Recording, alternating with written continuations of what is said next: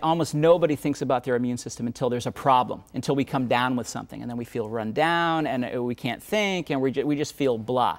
That's when we realize there's a problem, and that's when we think we have to solve this problem.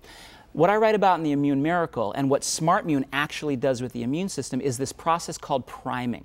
So we get our immune system to a point where it functions optimally. So it can protect us better, but it can also help us with our energy levels and our mood and our mental function. Things that we measure in psychology research called vigor, kind of like a mental physical energy parameter. When your vigor is high, by priming your immune system, you just feel better throughout your whole day. It's very similar in a lot of ways to having a computer that's functioning optimally. You don't even think about it until it gets a virus or it gets spyware or something like that. Then it slows down and it's sluggish and it doesn't work the way you want it to. The same thing happens in our bodies when our immune system is suppressed. So we kind of prime it back up to normal activity with SmartMune. In a lot of ways, it's like training an Olympic athlete so that your immune system is smarter and faster and higher performance so that we feel better. That's what SmartMune does.